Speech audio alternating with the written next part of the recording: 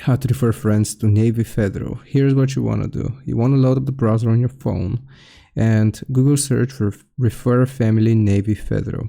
Click on the first website that says Refer Family and Friends to Navy Federal, and it's going to take us to an application page. So it's going to tell us that as a Navy Federal member, you can share membership with your friends and family members.